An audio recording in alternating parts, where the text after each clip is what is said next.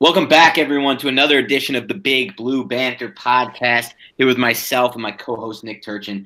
After a sombering loss to the New York Giants during Week 15 of the 2018 regular season, at least they gave the fans a little bit of hope, a runner playoff scenario. But then it all came crashing down with a 17-0 loss to the Titans at home, further solidifying a stat that was actually true last season as well. The Giants have scored 7 fewer points per game without Odell Beckham Jr. in the lineup. So just in case you may have subscribed to that narrative that was floating around last week, the Giants offense is better without Odell Beckham Jr., I can shut the door on that one. But before we break down the All-22 and move into the news and the notes of the week and what we want to see moving forward as we prepare for, a 2019 offseason where there will be, again, a lot of roster turnover. Again, only 17 players from the 2017 roster are currently on the 2018 roster.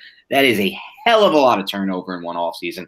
I expect another one pretty similar, where the Giants will kind of just keep the younger, cheaper guys and move on from some of the other guys. But Nick, how are you doing today? Doing good. Doing as good as you can for a pretty, like you said, a sombering loss that was kind of depressing, and good to move on from it, basically. Yeah, I mean, honestly, Nick, the way I've worked my schedule this year, since we started this podcast, because I didn't actually do this every game last season, or at least not in depth, was I started, breaking down the All-22 on a tablet while I walk on the treadmill. It's literally the only way I can get myself to go on a treadmill in life. So I figured out a life hack, as I call it. It's actually kind of enjoyable, get a little nice workout and watch the game, but it was not enjoyable this week running back the coach's film on this game. It was rainy in the game. It was shitty offense on both sides of the ball. A lot of people are talking about how poorly Eli Manning played. I mean, Marcus Mariota threw for 88 yards passing, and I don't think he's attempted a single pass outside the hash marks, outside of the first play action bootleg in the first quarter. He maybe attempted one or two or three more the entire game. So again, it wasn't just Eli, but again, it was an ugly, ugly game. I'm happy to get through it, Nick, and I know you are as well. We bitch a little bit about it just before this, just jokingly though. We obviously want to see more games like last week, the 40-16 win over the Redskins, because that's a lot more fun to break down. If we're going to be completely honest, but it is what it is. So on that note, Nick, let's move on to some of the news and notes of the week. Giants are finally heading into this week, this game against Indianapolis Colts. And again, for those who do not know, and I know most of you know this already, but the Giants have officially been eliminated from any chance at making the 2018 playoffs, but they will go into this game against the Colts a little bit more injured than usual. Alec Ogletree is dealing with a concussion. Odell Beckham, he did not practice Wednesday. Odell Beckham Jr. did not practice Wednesday. Russell Shepard did not practice Wednesday. He was in a walking boot. I would not expect him to play this week. Spencer Pulley, who was removed in the second half of the game with an injury, and John Greco replaced him. Ankle injury. He didn't practice Wednesday. I don't expect him to play either. I also don't expect him to play Odell for what it's worth. I don't think they're going to think it's worth the risk. And so, the Giants are going to enter this game a little bit banged up on that note, Nick. Do you think there's any, maybe these injuries will provide – are there any, I guess, younger players you're interested in seeing that these injuries may kind of thrust into action? Yeah, it's funny. No one really comes to mind other than just more of the same, and hopefully some of the young guys can bounce from last week. I'm thinking about the secondary, but that has nothing to do with what you said. Honestly, no. And we'll just see, because again, Nick, just something interesting that intrigues me. You can tell me what you think about this. And I know, Pat Shermer recently went on record saying he's not ready or whatnot, but you know what? Why not give Evan Brown a shot at center this week instead of Greco? I don't see what the worst that can happen is. You can always bench him mid-game if he's truly not ready. They're always talking about these players not being ready. But you know what? I would love to see him out there and see if they have anything in him. Former undrafted free agent they signed after this draft. The people in the building really, really like him. He had some pretty damn good PFF grades in college. What do you think of that idea? Yeah, no, I think there's nothing wrong with that. I don't think there's any issue late in the season with the center rotating him in. Obviously, there's something that they like about him. Shermer was asked in the last presser about it. He won't divulge what it is they like about him. I guess maybe no one's asking it specifically enough to see the traits, but he's a guy with size. He played at SMU, right? SMU, yeah. Yeah, I haven't seen his. I tried to look for basically what you could find of tape now for guys that have already gone, have already been drafted, and I haven't dug up any games from SMU for last season. So don't really have a good instinct or good insight there yet. The preseason tape I haven't really. I think I didn't chart the offensive lineman, so it's kind of hard to dig up. Anyway, yeah, definitely. I think there's no, especially too with between it would either be him or Greco, right? I mean, I think it would definitely Exactly, because I'm saying, okay, yeah, I'm suggesting if Pulley's not healthy enough to play. correct, and that's what I'm saying. So I would definitely see him over Greco, especially Yeah. watching Greco just get pancaked a few times, just with the interior alignment that some of the Yeah, Colts it's have. Greco. So. I mean, come on, we know this is not a long-term solution there. At this point, I mean, Right. you view this very similar, Nick, and I know that the way we view this right now is not the way Pat Shermer views it, and I get it. But we want to see all these young guys in. We want to see what they have to build around in the future. And at the same time, I understand what Pat Shermer was saying when they weren't mathematically eliminated. But now that they're mathematically eliminated, it provides this nice 2-game window. It's not, it's nothing crazy. It's just 2 games, but you can get a lot of data out of it. And I think the Giants, it would be in their best interest of their long-term future, which is, in my opinion, is all they should really be thinking about. I know Pat Shermer says he wants to win games no matter what, do whatever he can, but it would be in the best interest of their long-term future and short-term this offseason to see guys like Brown get in the game. So, it doesn't look like that'll be the case, but just something to keep an eye on. In other news, the Giants, the NFL announced the Pro Bowl team last night. Some people care about this, so we'll touch on it. Saquon Barkley made it as expected. Landon Collins made it, probably, I guess, more so based on his name. I mean, he's injured. He's definitely not going to be playing in the game. And, some people said, Odell Beckham Jr. was snubbed because he wasn't one of the 3 Giants who made it. But, I mean, it's hard for him to crack a list of really, really talented receivers this season, especially with the games he's missed. And then lastly, Aldrick Roses, I was happy to see him get in the Pro Bowl. So you know what? He really deserved it. The case, some people made the case for Will Lutz, but Lutz, I don't think you give it to Lutz just because he's on the better team. Roses connected on more 50-yard field goals this season. And Roses has a better long this season. And more importantly, Roses kicked in much worse conditions. Giants played 2 road games against the Washington Redskins and the Philadelphia Eagles. And they played them both on the second half of the schedule where it gets a little colder. The Saints play a lot of dome teams and they play in the dome themselves. So I was happy to see that happen for Roses. It's a pretty cool story, Nick, if you don't know it, for Aldrick Roses. He was kicking in the NAIA championship in 2014, tore his ACL in the championship game, missed the whole 2015 season, declared for the draft anyway, didn't get drafted, was signed after the draft by the Titans, was looking okay in camp, pretty good. They stalled the leg, but they cut him before final cuts because, they had an entrenched kicker in place already there. I forgot who it was. But they have an entrenched kicker. And then the Giants signed him, had a rocky first 2017 season, Roses, but this year he's been lights out. So it's a cool story for the kid.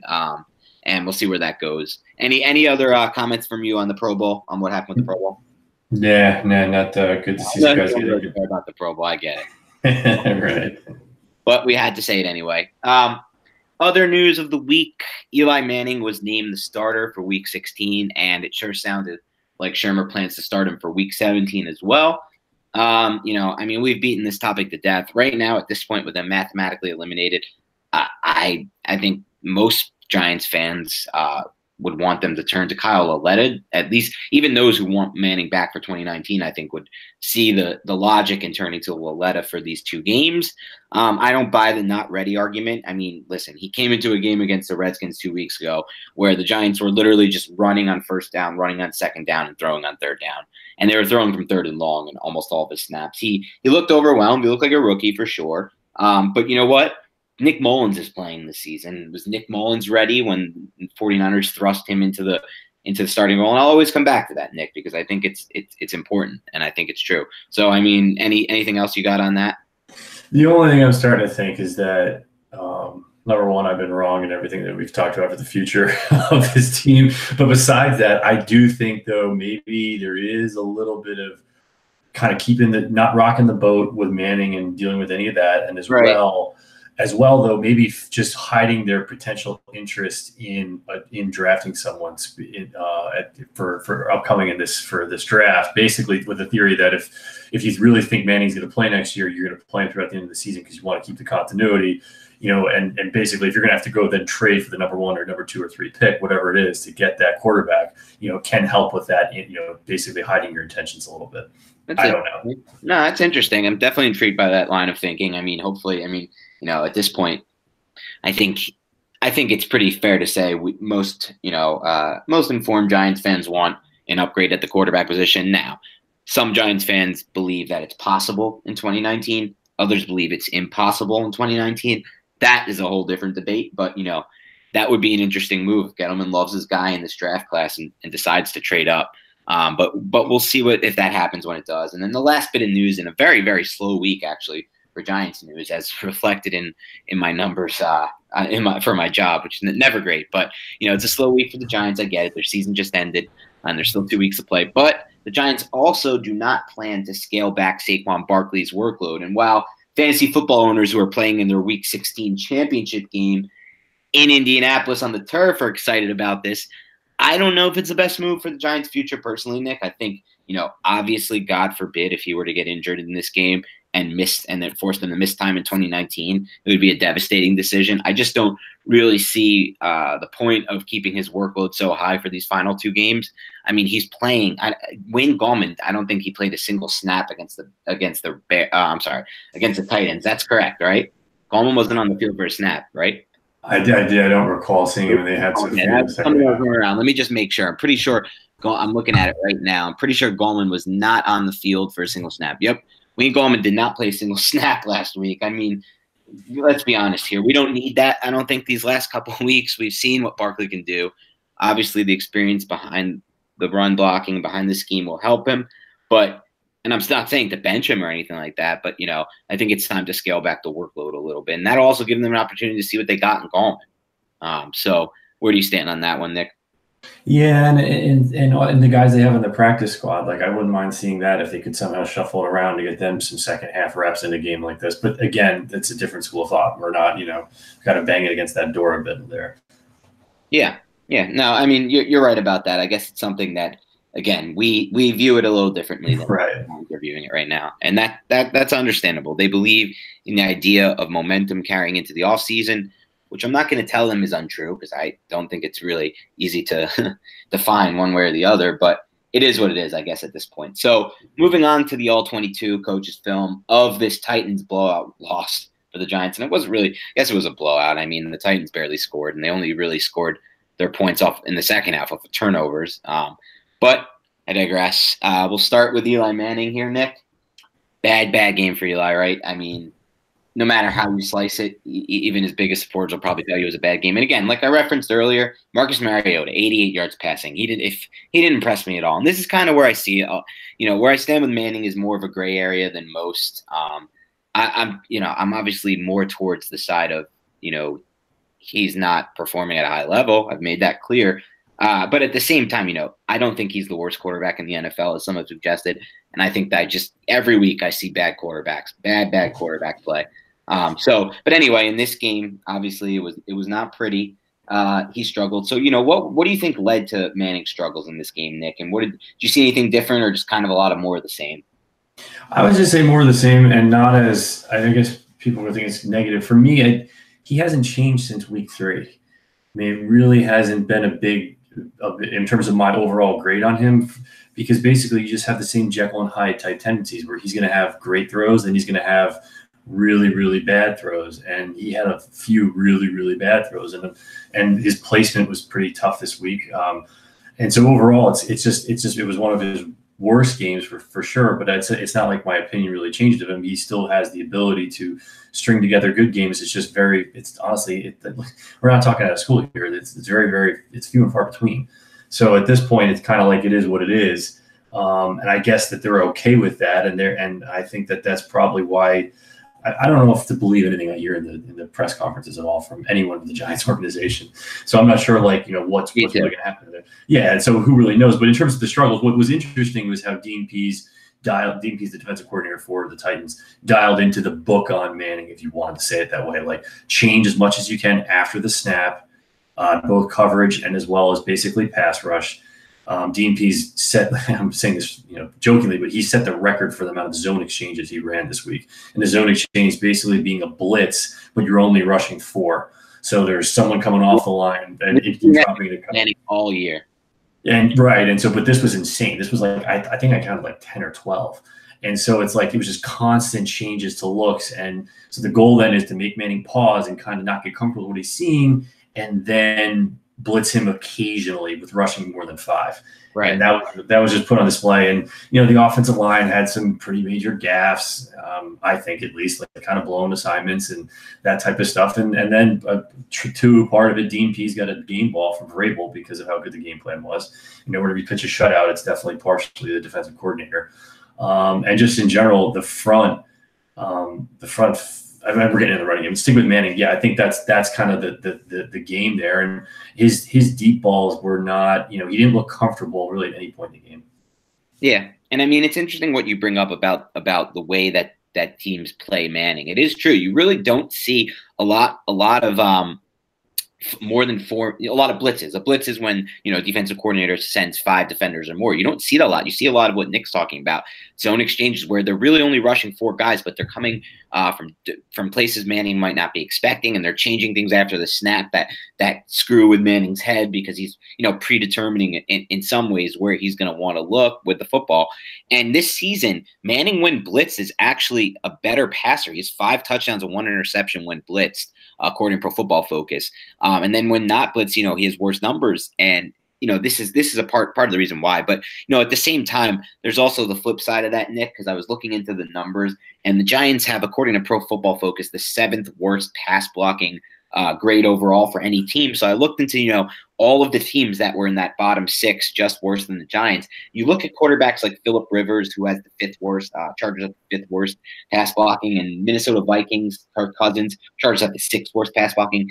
And on snaps where the quarterback is not blitzed, so they drop back on snaps where they weren't blitzed 150 and 143 times, respectively, I believe numbers were.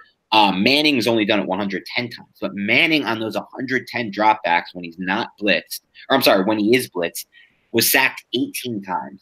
Cousins was sacked 5 and Cousins sacked 6 and Rivers was sacked 5. That's a massive difference, Nick. That's 13 plays or 12 or 13 plays where, you're taking a massive loss. You're putting your offense behind the sticks. And, most of the times this season when Manning has been sacked, the drives have been killed. 12 drives, 13 drives. It's almost a drive a game that's ruined by a sack. That he's taking that. Some of those other quarterbacks who have a similar profile to him, like Phillip Rivers and like Kirk Cousins, are not taking. Now, is some of that the fault of the offensive line? Sure. This doesn't account for how well a line performs when they're facing just a 4-man pass rush or fewer. But at the same time, you can just tell that, he's a little bit he's not getting rid of the football the same way those guys are. He's not recognizing things fast enough. And part of that is, like you said, defensive coordinators are confusing him after the snap. Would you say that's been pretty consistent since you said it's been pretty consistent since week 3, correct? Yeah, and that's the thing. So it's not like I have the crazy, like Manning's play is variant from snap to snap, but I don't. My opinion, like I said, it's kind of been just a line of like, that's what you're getting. And I think that this week too, just to add to it, I think that there was the 2 of his sacks where he was a snap to contact of like 3.4 seconds. So you had exactly what you're saying, where it's like he's holding on to the ball. And that was kind of a tough one where he can't escape and evade, and his play speed isn't one right. Where he's getting off that 2nd and 3rd reading, and that alarm clock's going off and the ball's getting out no matter what. You didn't see that this week. So again, that's the defensive plan. And look, it's all out there on tape, and I think it's going to kind of kick. The NFL is a league where it's until they're able to basically beat this, it's going to keep on coming. Yeah, you're right. And it's interesting to think about, Nick, because, there's some times where I think about the future of this team, and I think maybe Eli Manning at a pay cut is the team's best option for 2019. And then there's other times I don't. And the only reason I even consider it, Nick, is because I just really don't know if, okay, you tell me Teddy Bridgewater, and I could look at some of his preseason games recently, or I can look at some of the games from the season he threw 14 touchdown passes, and I'm not seeing immediate upside there. When you consider kind of the cap hit you're going to take from cutting Manning, even though they're going to get most of it back, they're going to have to take a hit, plus then pay a guy like Bridgewater. Nick Foles, his name comes up now. I'm personally not a Nick Foles fan at all. Nick, can you give a quick – we're going to dive into all this, by the way, in the offseason, guys, so don't worry. But, Nick, I just want a quick take up from you, and I won't ask you any other guys. We'll save the rest. But give me a quick take, Nick Foles. The quick one, the quick political one, avoid. Yeah, it's the guys had what do we had a 5-game sample size now, 4-game run in the playoffs for the Eagles, I believe it was. They were the wild card. Most of those games, it's just like I don't know. I'm not there. Or no, it was a 3-game sample size with the playoff run because they were the bye. So then it was that, and plus this last week against the Rams. I mean, again, this is not somebody I want to invest in. So then you're looking at who are the other legitimate options. Jameis Winston, a guy the Giants are never going to sign. Jacoby Brissett, a guy who the Colts reportedly turned down a second-round draft pick in a trade draft week last season. So obviously, I don't want the Giants giving up a first-round draft pick for Jacoby Brissett. I think it would be a crazy move, Nick. And then you're looking at, wild cards like Kyle Slaughter, who Pat Shurmur has been rumored to be interested in, Vikings quarterback. I don't know what it would take to trade for somebody like that. He's under contract cheap for, I think, one more year maybe. I believe it's one more year in 2019. And other than that, you got the rookie quarterback class who, some people don't even believe there's a single first rounder in there. McShay is one of those. And obviously I don't always go to Todd McShay for my quarterback takes. Actually, I don't ever go to Todd McShay for my quarterback takes. But at the same time, it's worth noting that a guy who's paid to do this every day of his life doesn't see a first-round talent in this draft class. So, we'll get to that, Nick, but I think for now we'll close the book on Manning for this game, and obviously we'll have to evaluate it again next week since he's starting the game. And I really hope that Kyle Lauletta does get promoted back to the number 2 quarterback job after getting demoted last week for Alex Tanney, because you know what? In the end, Nick, I don't see the Giants turning to Tanney if Manning struggles. But maybe if Manning struggles against the Colts this week, that they will turn to Lauletta. Yeah, I think that the last point I would just say on the Lauletta side is that I think they're taking a longer term view here, and I think it's a competition for the backup spot, and it's basically in Manning's hands for what he wants to do next year. And then this year, it's like, I think it's either going to be, for next year, it's going to be Tanney or Lauletta, and they're okay with Lauletta competing that way, meaning he may be like a perma Jeff Hostetler, which, again, for a 4th rounder, that's almost not a bad take if you can get that, right? Like an actual backup quarterback. So that may be where they're thinking. It's not to challenge Manning, it's to actually solidify and get in that spot over 2 to 3 years. I don't know. I can't give you any other reasoning for why they would do this. I mean, they clearly don't believe that he's ready to go. Correct, right. Otherwise you would play him. It's like that. I really think it's that simple. So anyway, we should say. All right, moving on to another player who was an interesting takeaway, had the highest grade of any Giants offensive player, according to Pro Football Focus, against the Titans, and that was Evan Ingram, who also saw his role increase after some people worried that, maybe he wouldn't play that often. I was hoping his role would increase, but in different ways. I was hoping they'd use more 13 personnel with Simonson, Ingram, and Ellison on the field, or maybe some personnel packages with Ellison, Ingram, and Penny. Maybe some things with packages with Ingram lined up as the boundary receiver. But it wasn't a lot of that. There was just a lot of 11 personnel in this game, which we'll get to soon. But in general, Ingram had another pretty solid receiving game. Nick, what did you see from Ingram? It was interesting to see something we had kind of knocked him before was the ability to win early in the down. Right. And he was able to use on a couple occasions, basically single move releases from the slot to be able to basically beat slot defenders, which I thought was a cool spot to actually note improvement. Whenever you say things, there's takes, but then there's takes for the certain games and evaluations for certain games that changes game to game. So improvement was good. And I liked a couple elements, and I've actually written now probably like 4,000 words on Evan Ingram in the last 24 hours and published only 1,000 of them. There's a second part of my series going forward for Ingram going forward and for the offense going forward. And just to kind of get the highlight real quick, I think they should kind of move or run more of him as an H-back, which they have done very sparingly this year. And the quick reason being, without getting into all the details, is that if you give him more space, I think, and allow him just higher odds of a matchup versus a linebacker, whether it be zone or man, I think he becomes deadly. And then from a tactical standpoint, having basically, like Dan and I have talked about 21 personnel all year, right? We want to see more of it. If you have him in the backfield as an H-back, is it 21 personnel? If there's another tight end on the field, is it 20 personnel? It puts defenses in these weird quandaries that Big 12 defenses get puzzled with every week. And if you watch enough Big 12, you see great offensive minds using H-backs. And I just think it's a big part. It's kind of a cool thing that leads to many other elements within the offense and could unlock him as a player by allowing him more space as he gets into routes to allow that to make sure he doesn't get collisioned and to as well, get his speed going up because he's not a quick burst guy. So that will be hitting the internet tomorrow.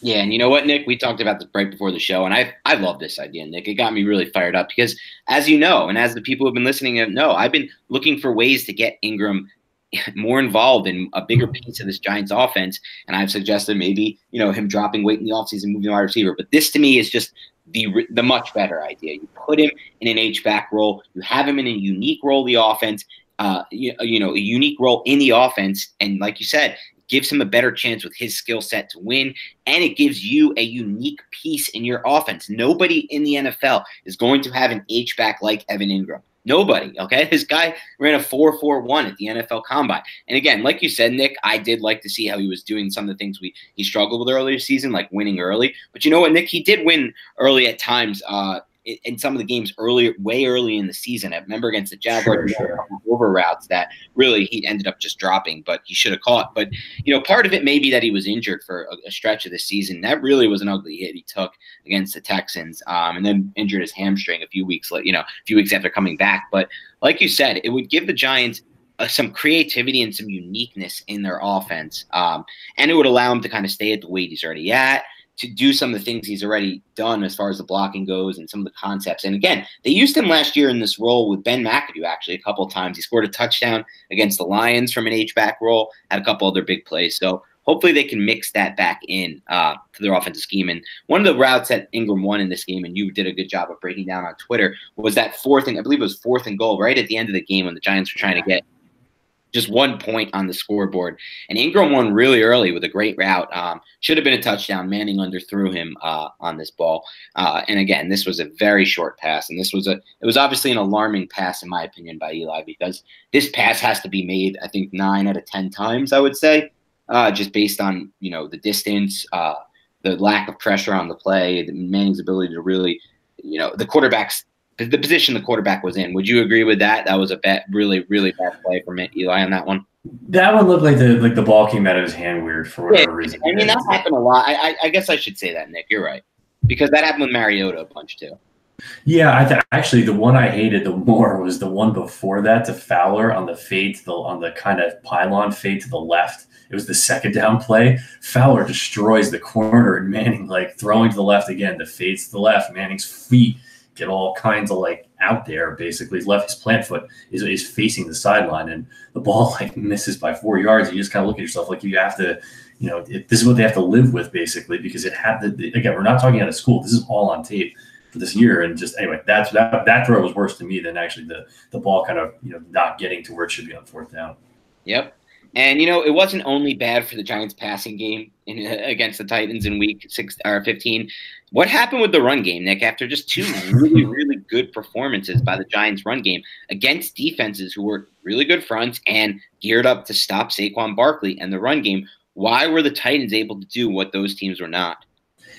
It's a kind of a smattering of blown assignments to, I think, and a very aggressive front that was geared up to basically the Giants got out physical on both sides of the ball. I think that's almost the biggest element. It's really not an X's and O's things. I have a lot of notes of negative Wheeler smoked and a lot of pulley play strength issues. Just kind of in the game. So I think it's kind of that way. I think that if Barkley was at his, I don't think Barkley had his best game. I don't think the lack of run success had much to do with him. But I think if he was at a crazy elite, unbelievable, if he had his greatest game ever, I think he could have hit some of the creases. But again, they were so small and so tight that there wasn't much there. And they had to move away from it because, what ended up happening just from a strategic standpoint, the Giants were running base personnel packages like everyone wants to see. So what we mean by that is 21, 12 personnel, some 1-3 personnel, but not much. The Titans were running nickel to that, and which is usually not the case, and still out physicaling the Giants and still beating them up basically. And then even when Kenny Vaccaro, their strong safety, who basically is a key part in that nickel run defense, he gets injured, they're still beating them. And so at that point, if I'm Pat Shurmur, I'm thinking, okay, so if I'm going to run 21 personnel and I can't run the ball, I'm basically saying that Penny is a better player than my third wide receiver. And you can only say that so many times before you have to basically give in and say, if I'm down in the game, especially, I need to throw the ball. We're not getting the looks we want. We have to get basically Coleman or Fowler, who's a better receiver than Penny. And I can understand that, Nick. I do totally get that from a schematic standpoint. But I don't think the Giants were ever really down that much in this game where they needed to abandon to the point, to the extent of which they did. I mean, if you look at the numbers of the personnel groupings they were in, it was almost all 11. It wasn't like something where, they stuck with the heavy personnel for a long time and then went to it. That's the only difference. But they were 50%, though. They were 50% 11 at halftime. It really, the second half got massively – because of the long drive in the fourth quarter, they're running hurry up, so you got to be an 11. Right. They had multiple 3-and-outs before then that where they chose 11, so they were doing it there. But at the end of the first half, they were at 50% 11 personnel, which is basically the bottom of the league, where they had right in line where they had been the last 4 or 5 weeks. So right. I was kind of okay with that part of it, but then I'm okay with them at halftime saying like, hey, we got to bag this because we got to try to get something going. The lead, I think, obviously watching the game, and this is a feel thing, it's not a tape thing, it felt like it was 4 touchdowns. So I think that was the attempt. It obviously didn't work out that well. Yeah, and I can understand if you're not running the ball against nickel, you may have to just give up for that day. So it's a different perspective, and I can definitely understand it. So, along the lines of what you said, as far as getting another receiver on the field, Corey Coleman saw his snaps really decrease in this game from 42 to 22. He's one of the guys that I'm looking at moving forward as somebody who I think should be playing more down the stretch run because again, we have to see what they have to see what they have in him before they offer him a tender as a restricted free agent. Do you agree with that? Yeah, and I'm just wondering if I don't know. I think in my mind, I go back to I'd rather have. I'm a big. I'm more of a who's coming off injured reserve this week that just came off today. Latimer, yeah, that's your boy. That's the kind of day I've had, by the way. I can't remember Latimer's name. I'm more of a Latimer guy than I'm a Coleman guy for wide receiver 3. But to Dan's point though, like get him snaps so you can further see that. I guess Dan, what we're saying is that they're liking Fowler more than Coleman. Is that right? Kind of how and so I guess I don't know. I think Fowler's physical. I will give him that. Yeah, But besides that, I like the potential of Coleman to be able to go deep. They need that. Exactly. So if you're talking about 3 podcasts ago. Right. And so if you're not going to do that, then I'm not trying to be negative, but move on from him because you're going to have to find that 4-4 guy right, on some level that takes the top off. And if he's not him, then great. But if it's but my thing is he was doing it against the Redskins and the week before as well. He was winning vertically, like regardless of how he did it, he won vertically in both of those games. So it's like, was he tested vertically in this game? No, they didn't even give him a shot.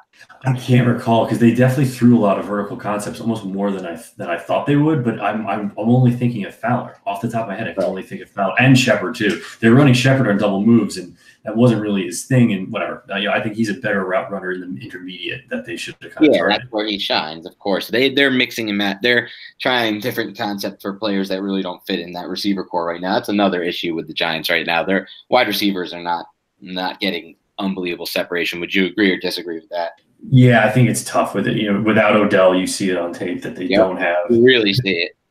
And the dynamics are different. It's not to say that you need one or the other, but I think that, no, you do need one or the other. And I think that, but on top of it, it's not like the coverages would have been that different, I think, for the Titans because they just run a base quarters package. And even though they ran a lot of single high this game, but just still, it's like I think you need to have that other dynamic player on the other side if you're going to have basically Shepard running an ISO route on the left side. He's not going to win that alone all the time. Right.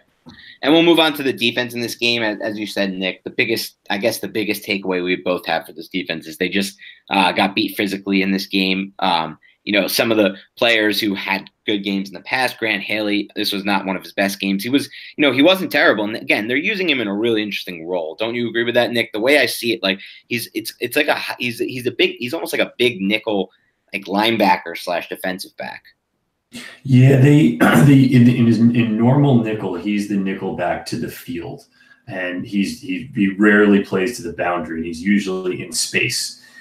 Since the injury, they've moved everyone around to all different parts of the game, and what the Titans were doing is when they play with reduced splits or negative splits or nasty splits, they're called. He then moves in, when he moves in and he's part of the run fit, he looked very overwhelmed in this game to the point where it was like he had two of the most vicious pancakes I've seen. And I didn't want to put him on Twitter because it's just like, hey, there's no reason to pile on. I mean, he's 190 pounds and versus 290-pound dudes.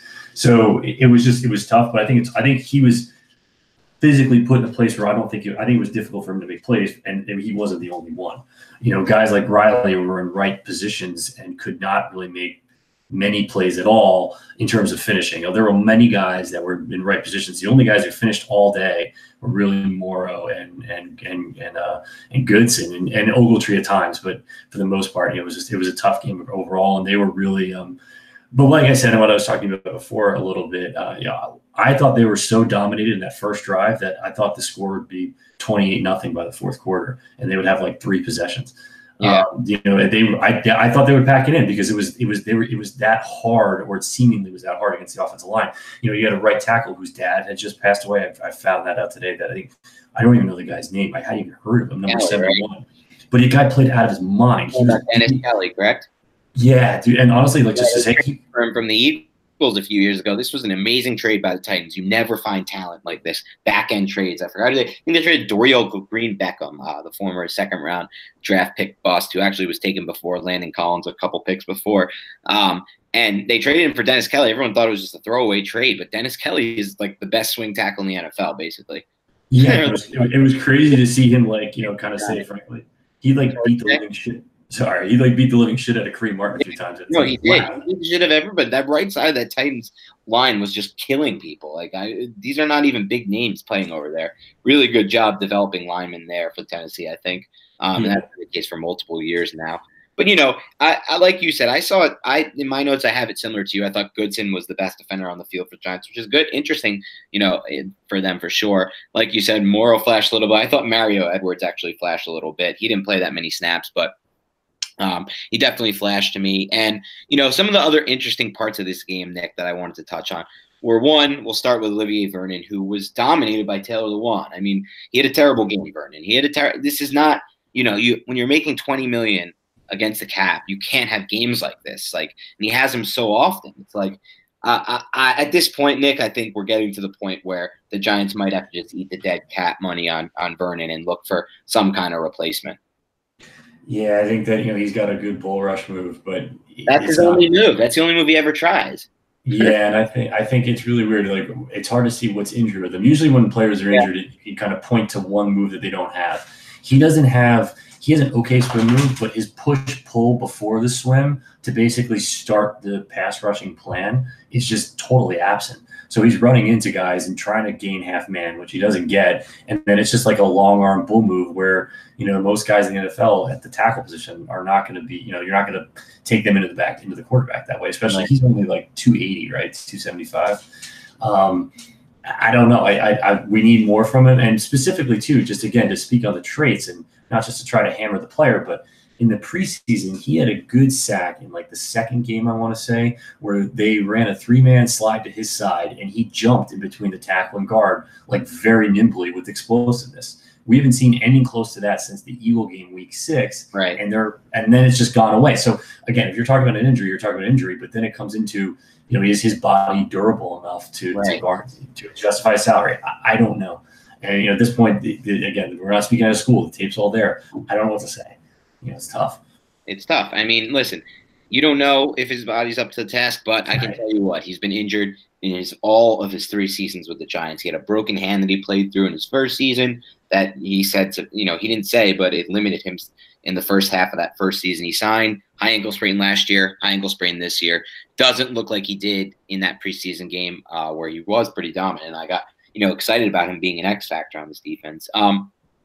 Other interesting notes, though, I thought, Nick, that I took away from this game is they're scaling back Lorenzo Carter's snaps, actually, which I'm actually a little disappointed in. He only played 19 defensive snaps against the Titans when, they were set. Curtis Riley, there were 70 defensive snaps and he played 19 of them. So what do you make of that, Nick? And, is there something you're seeing on the All-22 that makes you kind of think, okay, we can't have 59 on the field for that many snaps? No, I think you may have to look into maybe a micro thing with the physicality of the offensive line.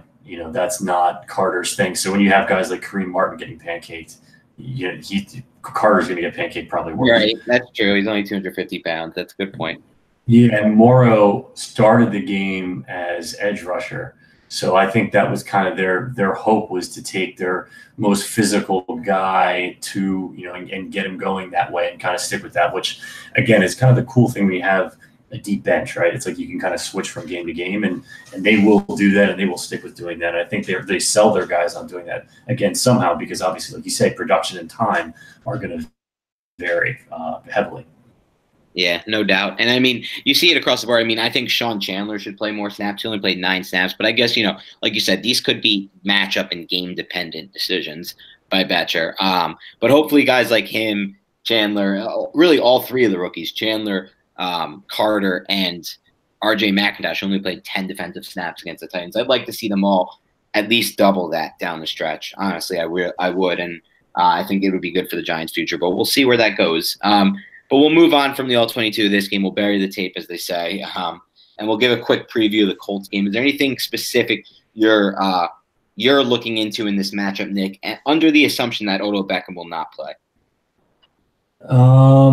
Nothing specific. I guess if you want to start probably on the offensive side, or do you want to start on the defensive? Your choice. Either way, whatever you're looking at right now.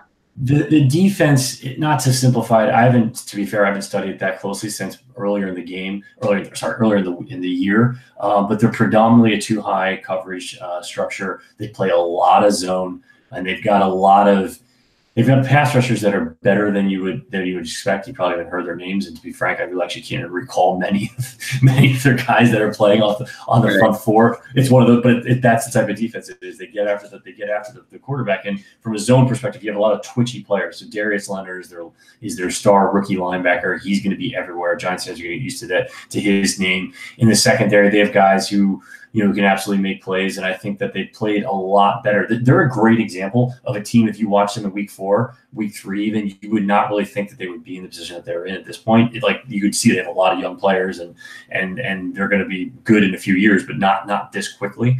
And so their ability to win these games has been great, and something that is a good test for the Giants. Again, Dan and I thought it'd be a good test for kind of Kyle Aletta, because the looks, I don't think, are going to be crazy varied comparatively to like the Titans or guys like that we've seen. So that's kind of what I see. It's going to be a good matchup to see how the interior line can handle Leonard in all facets of the game. No doubt. And you bring up a good point. I mean, they're really making they're playing really well now, and they've improved drastically over the course of the season. They didn't really invest that many of their assets last offseason into the defensive side of the ball. They invested a lot of their assets into the offensive side of the ball, and then they hit on Darius Leonard, the linebacker they selected in the second round. A lot of people called it a reach. Well, he's the best rookie in football on the defense side of the ball, and he might be one of the best defenders in the NFL right now, just this season alone. He was snubbed from the Pro Bowl, pissed about the decision, told reporters this week he's going to have 40 tackles against the Giants, obviously joking around, but Leonard's a guy who could really disrupt this game. Then on the flip side of the ball, with the Giants defense, how do you see them slowing down Andrew Luck in this game?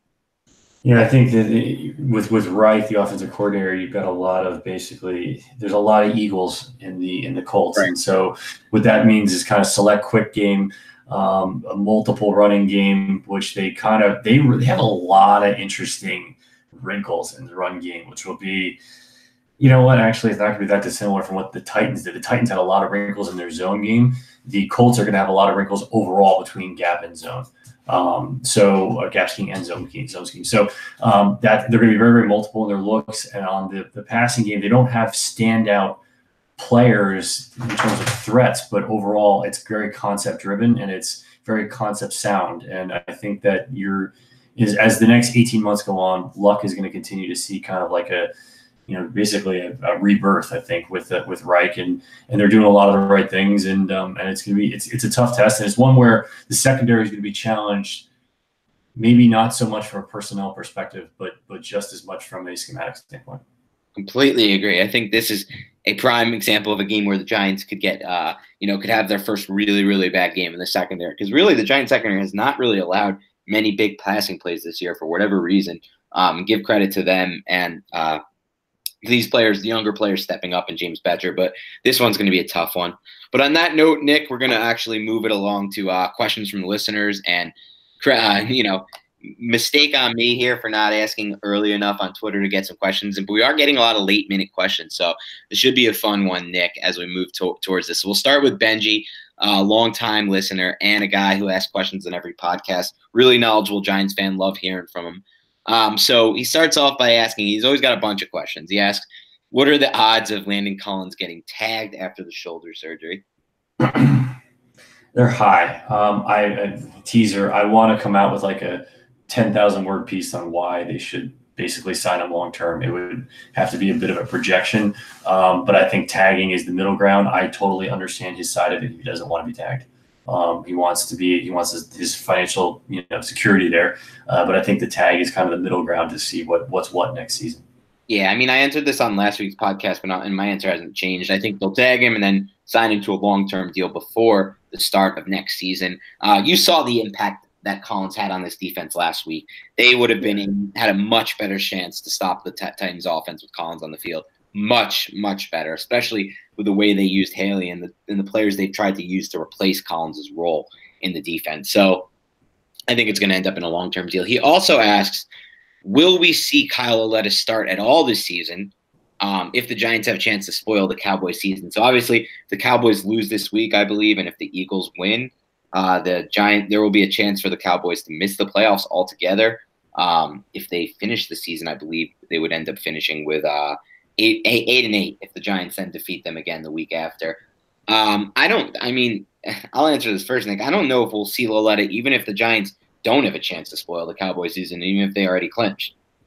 Yeah, I think you brought up a good point a couple podcasts ago that in the light that this may be Manning's final game, and that's seemingly like they're paying the respect to him. I don't think that you would have Lauletta in there, right? Like at all. They're talking about the Cowboy game. So yeah, I think it's Manning the next two games, unless knock on wood, unless it gets hurt. I don't think it's going to be a change to there. Yep. And then Benji also asks, this is actually a really interesting question, and I want to hear your take on this, Nick. What kind of quarterback are we looking for to fit Pat Shurmur's scheme? Yeah, it's a good one. That is a very good one. Here, Nick, just go kind of skill set.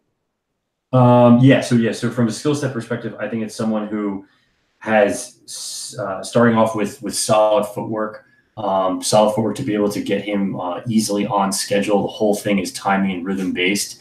I think you're going to want to have someone with a quick release, and you're going to want to have someone who can diagnose and ID things very, very quickly. But with that said, his scheme isn't really rigid, in the sense that they run a lot of intermediate concepts. So I don't think it necessarily has to be someone who's a quick game master. But for me, from a film perspective, I like guys, and I'm not talking about Shurmur now, I like guys with a quick release. I think Shurmur puts that high on his trait list just because, especially in today's quick game, which you can use to neutralize a pass rush, that's a big, big deal. But going out to the intermediate concepts, I think it can be a stronger arm guy. So I'm talking about a versatile quarterback. It doesn't have to be just someone who can basically only put type 1 throws in 10 yards down the field. I think he does want to kind of push the ball down the field. And I think that in the preseason, he tested Lauletta that way to see where his arm was. I think that was a big part of what he was looking at. So I don't think it's as specific as, say, Case Keenum and Eli Manning have been in terms of their traits. I think it's kind of a bigger thing. So I would look at those as the big three. And I think that the mobility factor is interesting. I think you need an athletic quarterback that can both throw on the run and be comfortable throwing the run, and then as well have the ability to beat you with his legs in the run game too. Yeah, and it's interesting you break it all down like that, Nick, because I agree with you. And the way you break it down, it sounds a lot like the scouting report for Kyle Lauletta this bad. Obviously, again, he did it at a different level, at the Division IIA level at Richmond. And, in the preseason and in his few limited regular season snaps, he did look a little overwhelmed, but he is a rookie. I know a lot of fans have already written him off, but I wouldn't be one of them. I wouldn't be one of those fans if I was in your position. I would at least give him a chance and a little bit more time, and at least another opportunity when the Giants aren't milking a 40-point lead. last question from Benji. Do you think that Dave Gettleman will trade up for a QB? I'll answer this one real quickly, Nick. I think there's a great chance that Gettleman would trade up for a quarterback if he falls in love with him. Gettleman has made it clear that he is not afraid to trade up. He did it throughout his tenure with the Carolina Panthers, traded up for Taylor Moton in his last draft, the offensive tackle in his final draft of the Panthers, nearly traded up back in the first round to get Will Hernandez, nearly traded up back in the second round to get Lorenzo Carter.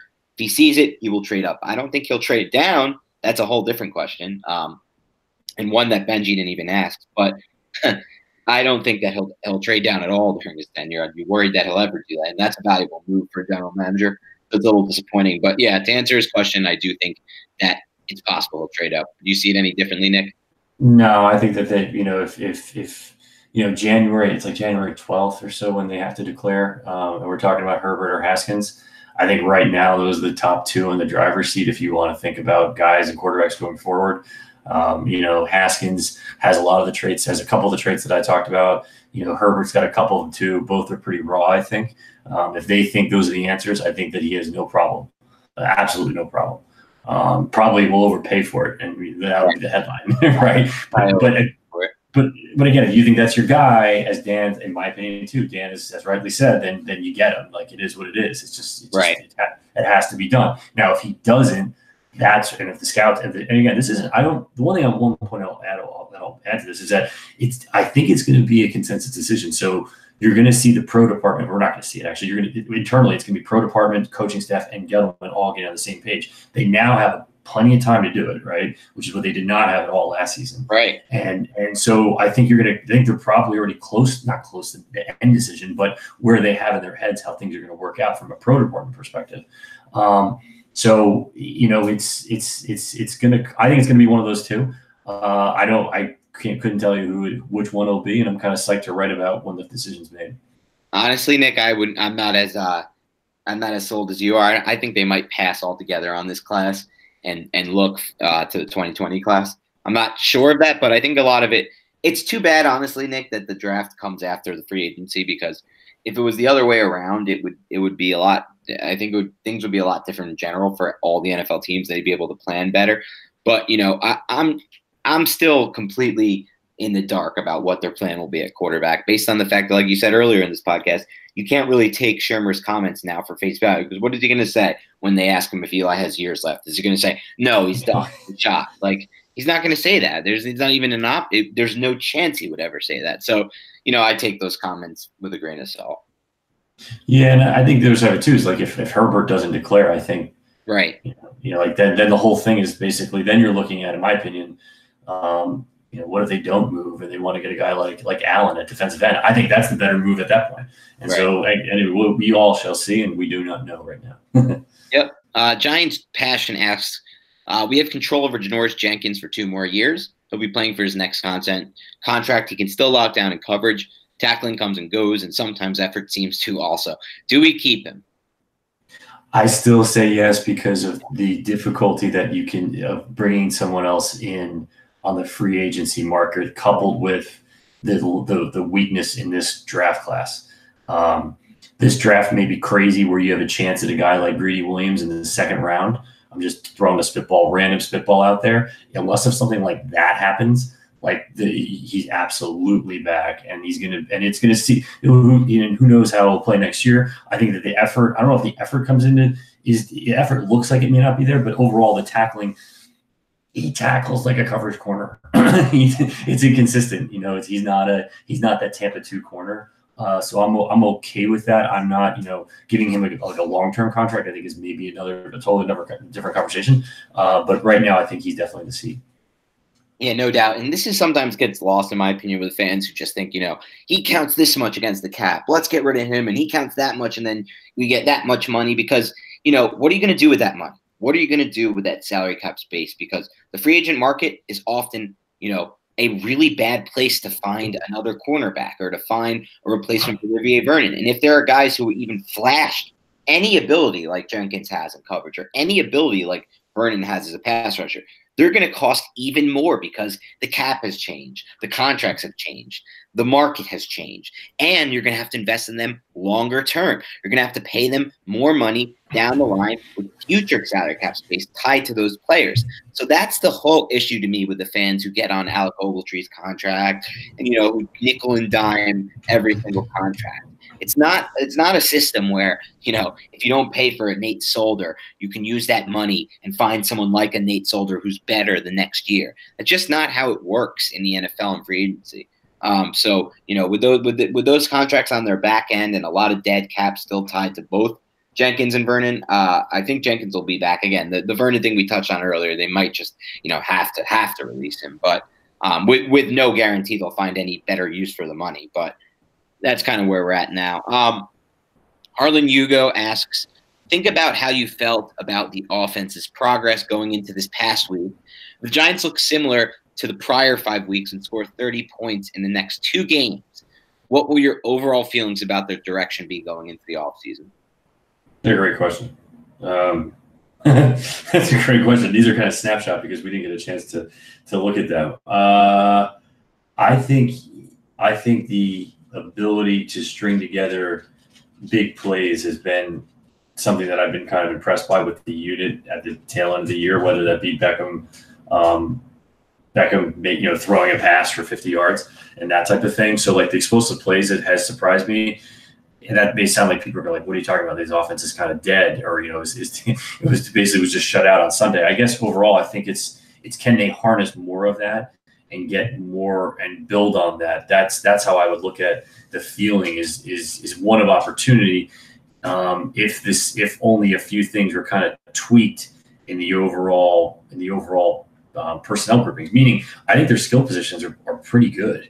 I don't know what you really need to kind of tweak or change there. I think you could, talk about adding another tight end on the blocking side of things. That's like a really good young guy over time, and obviously the offensive line. But in terms of skill positions, I think you're there. So I think if my feeling would be like, hey, if the simple complexity of Shurmur, quote unquote, works is the way I would kind of summarize it. Yeah, I'm with you. I mean, again, though, this would be likely offense under Eli Manning, and I know that we're going to have to tackle that topic in the offseason, but he may not be the quarterback of this team next season. I'm still not sold on that. So, good. We'll look for good signs, obviously, and there will be a better feeling going into it because you want to see Shurmur's offense click. You want to see, and like we've talked about before, he gets in those play calling grooves. But we'll see how it is down the stretch run. Harlan actually the second question, Nick, and he says, have you guys looked at Drew Lock's tape yet? Seen 2 games, 1 game early in the season. I believe it was against Georgia. Sorry, hold on a second. This is live and happening. I'm pulling up my notes. The Georgia game I think was really tough for him for many reasons. Georgia's Kirby Smart defense is a lot like Betcher's, just with a very intact and incredibly deep bench. I saw him as a solid pocket passer there. With pretty good FBI and solid arm talent. I didn't love his touch throws and his ability to make anything other than type 1 throws, so anything other than balls on the line. I did question his ability to throw with anticipation and his reliance on that big cannon. Guys that have the arm kind of tend to just throw that and get used to throwing that way. So that was kind of my biggest start-off notes. And also just from an accuracy and placement perspective, he definitely got scattershot, and when it was high. So those were kind of my big things that I saw. And for people wondering in my process, it's like you take these notes and you kind of you end up watching like 6 or 7 games with all these notes and you kind of compile it all. So that was after like basically 2 games of the big highlights that I had. Overall, I think that you're looking at a guy that I kind of feel like he's going to be like a second rounder. I think that there's some guys who think that he can go higher. I don't think that's really, the way. I think it's a second or third round type thing. And as a developmental project, but I think there's a lot of quarterbacks in this draft that are going to be potential backups, and that's the way the team should view them. And there's nothing wrong with getting your quarterbacks that way, your backup quarterbacks that way. It's a hell of a lot cheaper than signing a free agent and having him sit there and then getting a free agent the next year. So I think that's kind of what you got here, and I'm psyched for the Senior Bowl to be able to kind of get a much more close look at him and the 7 other guys that got going down there. Yeah, no doubt. And for me, while I did actually see some of Drew Lock's videos from the 2017 season, just based on where I was at studying the quarterback so intently last season. I've actually only seen one game of his season in 2018. It was the Georgia game as well, and I couldn't have been less impressed. I didn't like what I saw the year before. I'm not a Drew Lock guy. Maybe I'll come around when I get a chance to look at more, because obviously I've only seen one game from this current season, and hopefully he's progressed. But it was a very telling game to me against Georgia. He just wasn't ready for Kirby Smart's game plan. It didn't feel like, and like you said, a lot of what you said is true. I didn't see the throws in anticipation. I didn't see the accuracy I wanted. And I actually agree with you. I think he'll actually be like an early second round pick when all is said and done. A little earlier than Mason Rudolph went for the Steelers in last year's draft. So, if the Giants fall in love with him, it wouldn't surprise me, because he's a big-armed, prototypical pocket-type passer. Then that's what they want. That's what they've wanted historically. I guess things could be changing with Pat Shurmur, we hope, and we hope he has a big say in that as well. All right, we got one more question for today, and we're gonna sign off. And we got one from Giants Super Bowl Champs 4, who asks, how about a look at PFF rating or some other metric for Manning and the average of the O-line to look for correlations? The same for old QBs like Rivers, Ben, Brees, and Brady. So it's actually really interesting, because this question just came in 2 minutes ago. And we actually touched on this earlier in the podcast a little bit when I broke down those numbers versus the blitz, where Manning, is getting sacked 18 times on 110 dropbacks, but guys like Rivers are getting sacked, 5 times on 150 dropbacks total this season. Meanwhile, Chargers have a worse PFF graded offensive line. So I think that's I'd have to do a much deeper study into this and look at all 32 teams and all of the offensive lines to really get a better grip. But I think that gives a decent snapshot.